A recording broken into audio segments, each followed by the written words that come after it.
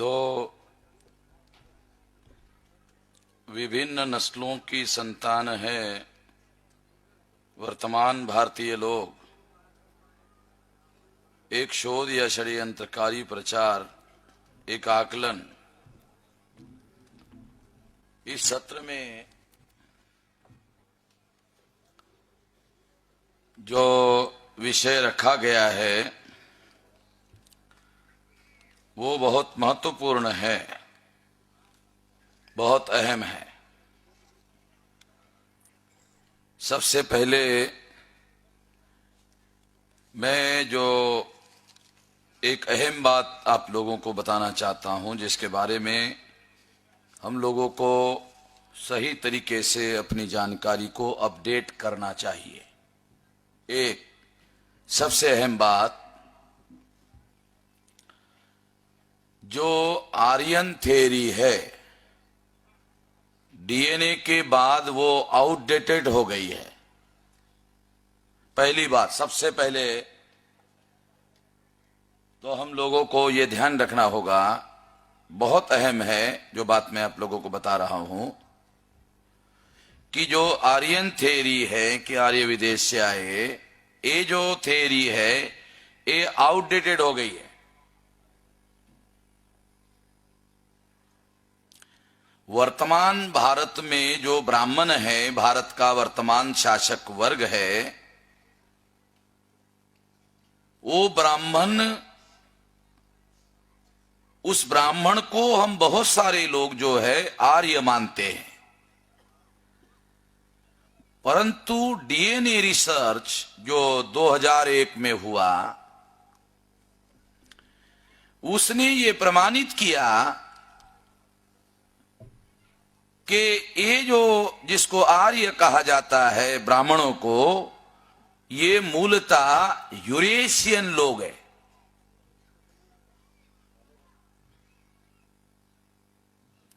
जिनको आर्य कहा जाता है ये मूलतः यूरेशियन लोग हैं। डीएनए ने इसे प्रमाणित किया। डीएनए एक ऐसा प्रमाण है जो प्रत्येक व्यक्ति के शरीर में होता है,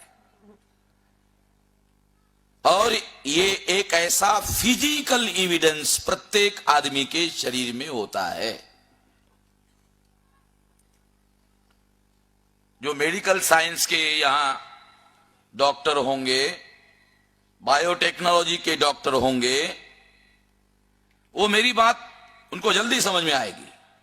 मैं डॉक्टर नहीं हूं,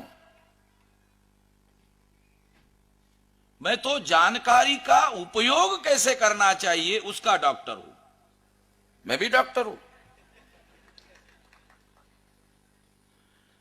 इसलिए मैं आप लोगों को बताना चाहता हूं कि मैं किस विषय का डॉक्टर हूं, कि जानकारी का उपयोग कैसे करना चाहिए। तो इसलिए ये बहुत सारे लोगों को बार बार मैं समझा रहा हूं, ये बात अभी भी हमारे लोगों के पल्ले नहीं पड़ रही, इतने लोगों के दिमाग में भरी हुई है कि ब्राह्मणों को ही आर्य कहा जाता है, और उन ब्राह्मणों के डीएनए के आधार पर यह प्रमाणित किया गया कि ब्राह्मण्स जो वर्तमान में भारत का शासक वर्ग है वो यूरेशियन है, और यूरेशियन और भारत के मूल निवासियों की जो नस्ल है वो एक नहीं है।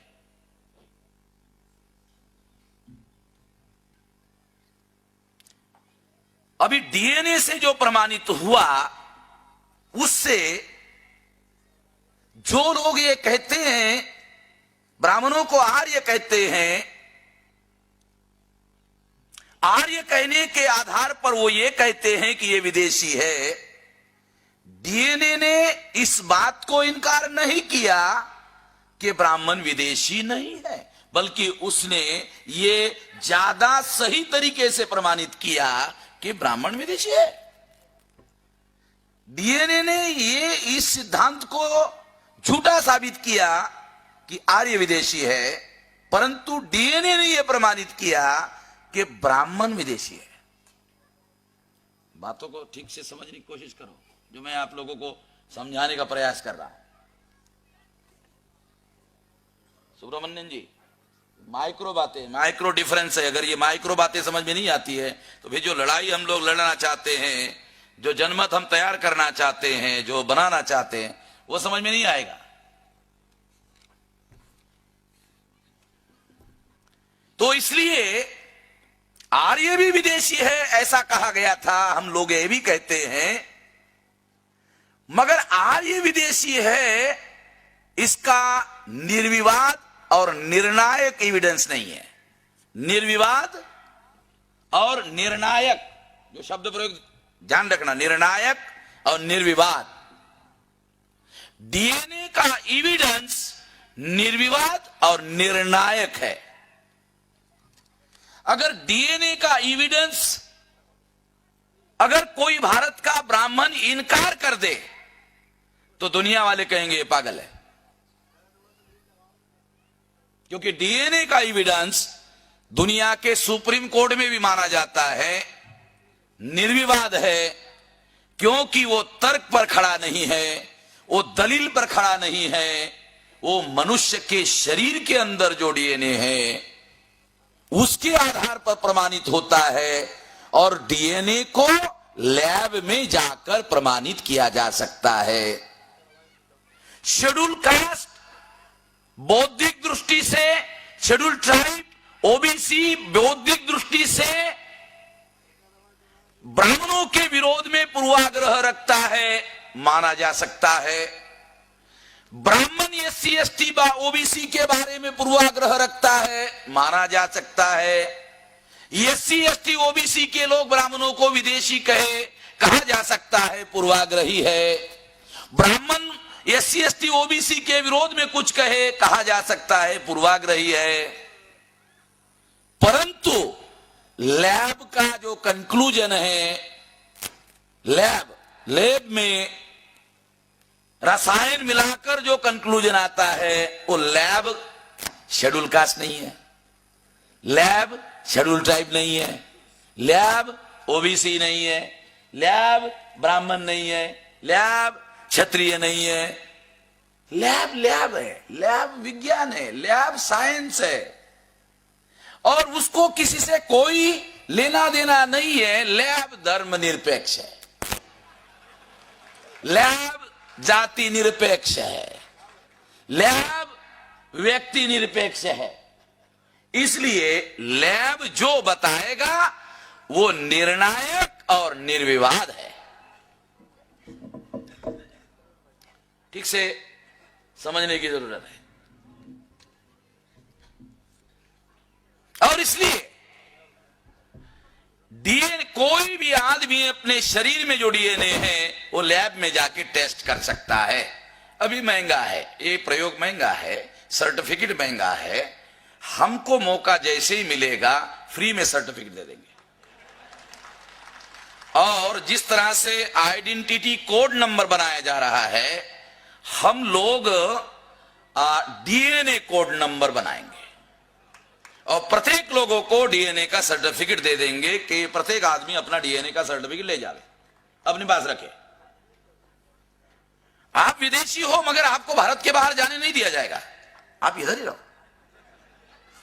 आपको जाने नहीं दिया जाएगा, आप इधर ही रहो। आपको विदेश में जाने के लिए भी नहीं कहा जाएगा, इधर ही रहो आप। आखिर राज करने के लिए प्रजा चाहिए भाई। स्वामी जी, हम ही हमारे ऊपर राज करें, सलाह तो समझ में नहीं आता है। तो समझ, ये तो बात समझ में वाली नहीं है। आखिर प्रजा भी तो चाहिए, वो कहां से आएगी? मुझे खुशी है कि आप लोगों को मेरी कुछ बातें समझ में आती है।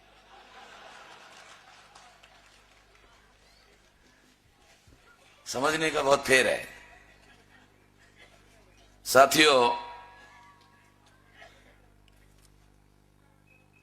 ये जो शोध है डीएनए का, ये 21 मई 2001 को टाइम्स ऑफ इंडिया ने पब्लिश किया। अभी इंटरनेट से टाइम्स ऑफ इंडिया ने जो खबर पब्लिश की थी, टाइम्स ऑफ इंडिया का 21 मई 2001 का जो पुराना अंक है उसको हमने इंटरनेट पर देखा, वो खबर वहां नहीं है। बहुत ध्यान देने वाली बात है। टाइम्स ऑफ इंडिया ने ही खबर पब्लिश की, हमने इसको रिजर्व करके रखा टाइम्स के नाम पर। हमको मालूम था बदमाश लोग हैं, इसे गायब कर देंगे, इसको हमने अपने पास रखा हुआ है। अभी इंटरनेट पर टाइम्स ऑफ इंडिया के पुराने अंक अवेलेबल है, मगर खबर नहीं है। इससे उनका माइंड रिफ्लेक्ट कर रहा है कि उनके दिमाग में क्या चल रहा है। डरा हुआ आदमी जो है वैसा करता है। 21 मई 2001 को टाइम्स ऑफ इंडिया में खबर छपी, उसके अनुसार उसमें क्या बताया गया कि भारत का जो ब्राह्मण है उसका डीएनए 0.10, जो भारत के मूल रहने वाले लोग हैं, शेड्यूल कास्ट के लोग हैं, शेड्यूल ट्राइब के लोग हैं, ओबीसी के लोग हैं, उन लोगों का जो डीएनए है उनके और ब्राह्मणों के डीएनए में कितना अंतर है? तो ये अंतर बहुत लार्ज है, बहुत बड़ा है। अगर 0.10 इसको दूसरे तरीके से भी लिखा जा सकता है। अगर गणित थोड़ा बहुत जानते हो, मैं गणित का विद्यार्थी नहीं रहा, गणित मेरा कच्चा था, इसलिए मैंने गणित नहीं लिया था, मगर गणित बता रहा हूं। इसको उल्टा करो, 99.99, ये जो डिफरेंस है इस तरह से होता है। 0.10 इसको उल्टे तरीके से लिखा जा सकता है 99.99। स्वामी जी बराबर है ना? इतना डिफरेंस है। और ब्राह्मण का जो डीएनए है और क्षत्रिय का जो डीएनए है उसमें अंतर है। कितना? 0.12। तो ये कितना होगा? ये होगा 99.98.8। ऐसा मेरे ख्याल से ऐसा होगा, गणित कर लेना ठीक से, जो मैं बता रहा हूं बहुत ज्यादा माइक्रो बता रहा हूं, क्योंकि इसमें 2 पॉइंट जो है बढ़ गए हैं। 0.12 और जो वैश्य का डीएनए है वो है 0.16। तो क्षत्रिय के इसमें और वैश्य के इसमें 4 पॉइंट का अंतर है। ब्राह्मण और क्षत्रिय के अंदर 2 पॉइंट का डिफरेंस है, बहुत थोड़ा थोड़ा डिफरेंस है। अब हजारों साल हमारे साथ रहे हैं, थोड़ा बहुत मिलावट हो गया होगा, थोड़ा डिफरेंस तो आ जाएगा, इसमें माना जा सकता है, थोड़ा बहुत तो स्वाभाविक माना जा सकता है।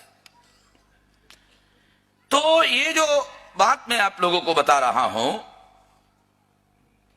ये बहुत महत्वपूर्ण सब्जेक्ट हमने कॉन्शियसली रखा है। वो जो रिसर्च माइकल बामशात जो अमेरिका के उताह विश्वविद्यालय में वॉशिंगटन में है, वो बायोटेक्नोलॉजी डिपार्टमेंट का हेड ऑफ डिपार्टमेंट है, उसने भारत की जो विशेषता है वो विशेषता है कास्ट। माइकल बामशात के दिमाग में बात आई कि दुनिया में कहीं पर भी नहीं है, ये साउथ ईस्ट एशिया में है। तो एक कारण इसका क्या है? जरूर इसका कोई ना कोई वैज्ञानिक कारण होगा, इसका जरूर कोई ना कोई वैज्ञानिक कारण जरूर होगा, और इस कारण का पता करना जरूरी होगा। इसलिए माइकल बामशात ने खास तौर पर एक प्रोजेक्ट तैयार किया। फिर उसके मन में एक डाउट तैयार हो गया, चलो मैं अगर तैयार करूंगा तो भारत के लोग, शायद मैं विदेशी आदमी हूं और भारत के लोगों में विभाजित पैदा करने के लिए जानबूझकर उन्होंने ऐसा जो है शोध लाया है, ऐसा आरोप लाया जा सकता है। इसलिए उसने क्या किया, एंथ्रोपोलॉजी डिपार्टमेंट ऑफ इंडिया का कोलैबोरेशन किया उसके साथ में, उनके एक्सपर्ट लोगों को उसके साथ जोड़ा। फिर विशाखापट्टनम जो आंध्र प्रदेश की यूनिवर्सिटी है, उसके बायोटेक्नोलॉजी डिपार्टमेंट के जो लोग हैं उसको उसके साथ में जोड़ा, और एंथ्रोपोलॉजी डिपार्टमेंट के लोग इस तरह से भारत के जो इससे संबंधित जो लोग हैं एक्सपर्ट लोगों को उसके उन्होंने साथ जोड़कर एक जॉइंट प्रोजेक्ट तैयार किया, जिसमें डॉक्टर सुब्रमण्यम सांगा बताया कि 265 लोगों का ग्रुप था, मिक्स ग्रुप था। दुनिया से हर देशों से उन्होंने ब्लड सैंपल्स इकट्ठा किया और उसके आधार पर सारे जगह से, और फिर उसको हर सैंपल को उन्होंने कंपेयर करने के लिए मिलाया और मिलाकर पता किया कौन सा कहां मिलता है। तो जो ब्राह्मणों का डीएनए है वो यूरेशियन लोगों के डीएनए से मिल गया।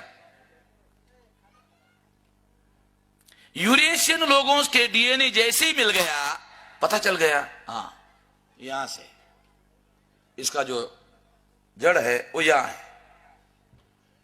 यहां से ये माइग्रेट है। तो डीएनए के आधार पर यह प्रमाणित हुआ कि ये यूरेशियन से माइग्रेट है। अब पुणे का जय दीक्षित नाम का ब्राह्मण है, वो हार्वर्ड विश्वविद्यालय में है, उसने अपना अलग रिसर्च बनाया और वो वहां गया, यूरेशिया में गया। तो रशिया में जो काला सागर है उसके पास अस्कीमोझी नाम का रीजन है, प्रांत है, विशिष्ट एरिया है। उस एरिया के लोगों का ही डीएनए मिलता है और बाकी का नहीं मिलता है। तो ये भूगोल भी प्रमाणित किया, उससे भूगोल भी प्रमाणित हुआ, ज्योग्राफी भी प्रमाणित हो गया, उसका एरिया भूगोल किलोमीटर बाय किलोमीटर प्रमाणित हो गया। क्योंकि ब्राह्मण के दिमाग में होगा कि आज नहीं तो कल, कल नहीं तो परसों, परसों नहीं तो तरसों, भारत से तो जाना ही होगा। जाने के पहले अंग्रेजों को तो मालूम था कहां जाना है, हमको मालूम नहीं चला जाना कहां है। तो मालूम होना चाहिए। तो ये जिस तरह से यहूदियों ने इजराइल बसाया, तो ये लोग भी ऐसा कर सकते हैं। तो इस तरह से ये माइंड रिफ्लेक्ट होता है। तो जय दीक्षित ने अपना एक रिसर्च पब्लिश किया, वो भी सिमिलर है। माइकल वामशाद अमेरिकन है, जय दीक्षित भारतीय ब्राह्मण है। उसने माइकल वामशाद के सिद्धांत को मानकर रिसर्च किया और कहा हाँ बराबर है, ब्राह्मण कह रहा है, खुद ब्राह्मण कह रहा है कि हाँ भाई माइकल वामशाद का जो रिसर्च है वो बराबर है। उसको उसने और विस्तार देकर, जय दीक्षित ने विस्तार देकर कहा कि आप यूरेशियन कह रहे हो, तो वो यूरेशियन एरिया है कहां, एग्जैक्टली कहां है? तो उसने कहा काला सागर के पास में है, उस प्रांत का नाम अस्कीमोझी है, उसका किलोमीटर का किलोमीटर इतना भूगोल है, ऐसा डिटेल किया उसने। शायद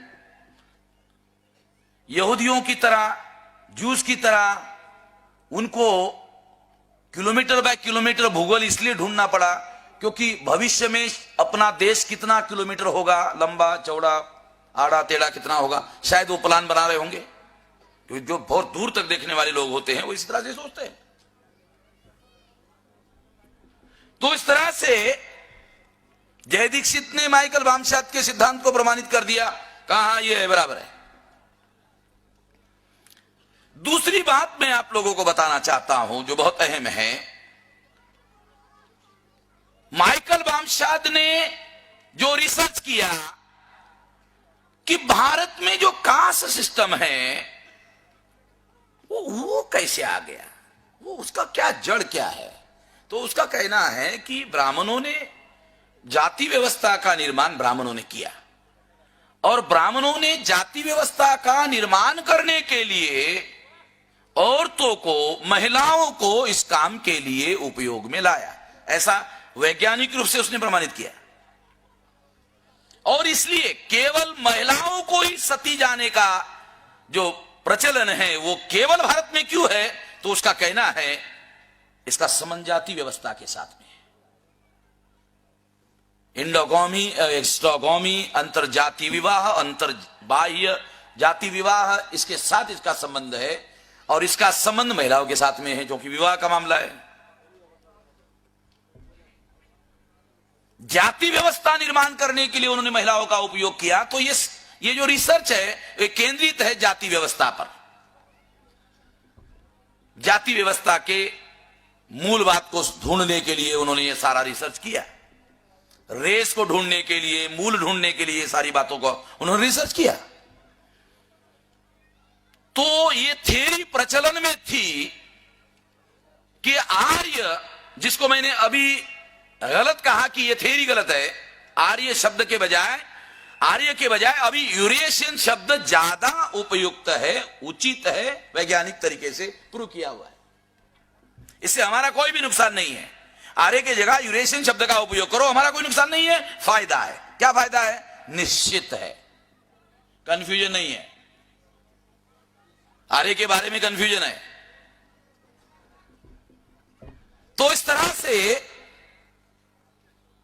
यह कहा जाता है, पहले आर्य के नाम पर बताया जाता था। क्या बताया जाता था? कि ये पशुपालन करने के लिए आए। दूसरा सिद्धांत था खेती करने के लिए आए, ऐसा बताया जाता था।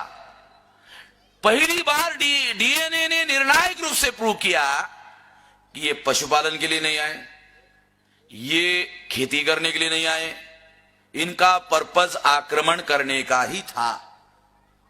कैसे? उसने ये भी प्रमाणित किया। कैसे? तो इनके साथ में महिलाएं नहीं आई। वो कैसे प्रमाणित किया?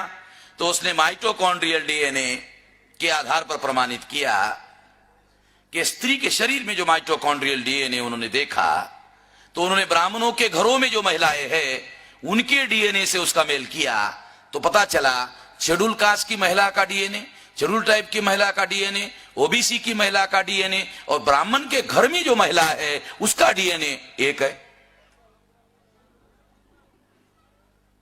इसका मतलब ये नहीं है कि हमारे जो नौजवान हैं वो ये सोचने लगे कि अगर ब्राह्मण के घर की महिला का डीएनए भी हमारे जैसा ही है तो हमारे लिए फिर उधर शादी करना गलत नहीं है। ऐसा कुछ नौजवान लोग अर्थ निकाल सकते हैं मेरी इन बातों का। मैं इसके लिए नहीं कह रहा हूं, हाँ, मतलब मिसयूज को, ये मिसयूज हो सकता है, इसलिए पहले ही मैं इसको रोक लगाने के लिए बोल रहा हूं, नहीं तो इसका मिसयूज किया जा सकता है।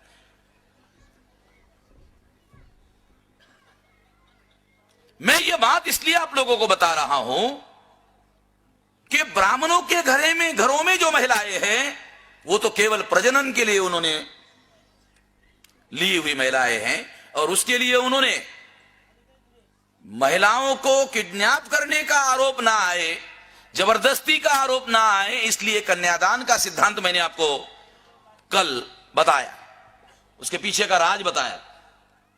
क्योंकि अभी भारत का इतिहास नए सिरे से लिखना होगा, नए तरीके से व्याख्या करनी होगी, और व्याख्या करते वक्त डीएनए के जो सिद्धांत है उसको ध्यान में रखते हुए व्याख्या करना होगी। जो व्याख्या डीएनए को कॉन्ट्रडिक्ट करेगी वो अवैज्ञानिक मानी जाएगी, जो व्याख्या डीएनए को अनुकूल मानेगी उस व्याख्या को वैज्ञानिक माना जाएगा। अभी इतिहास की व्याख्या करते वक्त इतना ध्यान रखना होगा, इतना महत्वपूर्ण मामला है ये। और इस बात को ध्यान में रखते हुए जो बात मैं आप लोगों को बताना चाहता हूं वो ये है कि जब महिला का डीएनए मिलाया गया तो ये प्रमाणित हो गया कि ब्राह्मणों के घरों की जो महिलाएं हैं और एससी एसटी ओबीसी के घरों की जो महिलाएं हैं उनका डीएनए एक है। इसे प्रूव हो गया कि ब्राह्मण के घर की महिलाएं जो है वो मूल निवासी है, और ये मूल निवासी होने की वजह से ब्राह्मणों ने अपने शास्त्र लिखे, जिन्होंने लिखे वो जानते थे। क्या जानते थे? ये स्त्री अगर हमारी पत्नी है, बीवी है, मां है, बहन है, बेटी है, तो भी हमारी नहीं है। शास्त्र लिखते वक्त ब्राह्मण जानता था। इसलिए ब्राह्मणों ने शास्त्र में क्या लिखा? सभी स्त्रियां शूद्र है। बात समझ रहे हो? अरे शेड्यूल कास्ट की औरत है, शेड्यूल टाइप की है, ओबीसी की है, वो तो शूद्र है ही है। ब्राह्मण की औरत भी शूद्र है। ब्राह्मण की मां शूद्र है, ब्राह्मण की बहन शूद्र है, ब्राह्मण की बीवी शूद्र है। अरे कम से कम अपने बीवी को तो नहीं बोला होता, मगर बोला। तो एविडेंस केवल वामन मेश्राम की तरफ से ही नहीं है, ब्राह्मणों की तरफ से भी एविडेंस है, यानी एविडेंस क्रॉस एविडेंस है। जैसे फॉर एग्जांपल मैं आरोप कर रहा हूं आपके खिलाफ में, मैं किसी के खिलाफ में आरोप कर रहा हूं, तो कोर्ट में सबूत मुझे देने होंगे। स्वामी जी समझ रहे ना? अगर मैंने किसी के खिलाफ, यहां कोई वकील होगा, कश्यप जी है क्या? हाँ, अगर कोई आदमी किसी के खिलाफ आरोप कर रहा है कोर्ट में, तो उसको सबूत देने होंगे, आरोप करने वालों को, आरोपियों के खिलाफ सबूत देने होंगे। मगर इस केस में ब्राह्मण भी सबूत दे रहा है क्या? मेश्राम जी ने जो आरोप किया है, हाँ वो सही है। बात समझ रहे हो क्या क्या बताना चाहता हूं? मैं ब्राह्मण पर आरोप कर रहा हूं कि ब्राह्मण अपने मां को, बहन को, बीवी को, बेटी को शूद्र मानते हैं, सभी स्त्रियों को शूद्र मानते हैं। मैं कह रहा हूं, मैं आरोप कर रहा हूं, ब्राह्मण क्या कहते हैं? हाँ बात सही है, गलत नहीं है। अरे मैं तो कह ही रहा हूं, वो जिसके खिलाफ आरोप कर रहा हूं वो भी कह रहा है हाँ ये सही है। यानी ये 100% एविडेंस नहीं है, 200% गारंटीड, पक्का। तो इस तरह से ये जो महत्वपूर्ण बात मैं आपको बता रहा हूं, इससे यह प्रमाणित हो गया कि ब्राह्मणों ने अपने शास्त्रों में सभी महिलाओं को शूद्र क्यों घोषित किया। उसका वैज्ञानिक कारण यह है कि उन्होंने साथ में आते वक्त महिलाओं को नहीं लाया था। क्यों नहीं लाया था? तो आक्रमण करने वाले लोग जब लड़ने के लिए जाते हैं तो महिलाओं को लड़ने के लिए उपयुक्त नहीं पाते, बल्कि लड़ने के लिए अवरोध पैदा होता है महिलाओं की वजह से। ऐसी पुरानी मान्यता है,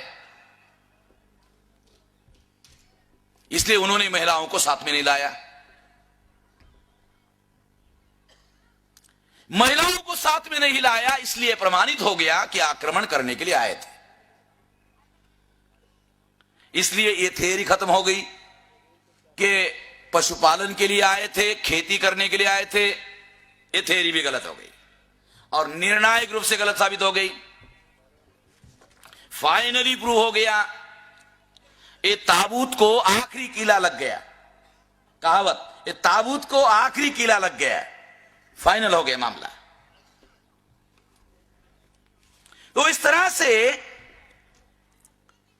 यह प्रमाणित हुआ कि इस देश में अनुसूचित जाति के, जनजाति के, अदर बैकवर्ड क्लास के और जिनको शूद्र कहा गया है, जो मंडल कमीशन में ओबीसी में शामिल नहीं है मगर शूद्र है, वो सारे के सारे लोग, इंक्लूडिंग कायस्थ, मंडल में शामिल नहीं है वो, मगर ब्राह्मणों के शास्त्र में कायस्थ शूद्र है और कायस्थों के ऊपर कोई शूद्र नहीं है। ये सबसे बड़े, सबसे ऊपर वाले शूद्र है। तो ये भी यहां के मूल रहने वाले, मूल निवासी लोग हैं। तो इस तरह से इनका डीएनए आपस में मिलता है। ये शोध माइकल बामशाद ने 21 मई 2001 को प्रमाणित किया। नेचर नाम के अंक में, जो दुनिया का वैज्ञानिक शोध का सबसे मान्यता प्राप्त मैगजीन है, उसने पब्लिश किया। इसका मतलब है उसको मान्यता दी।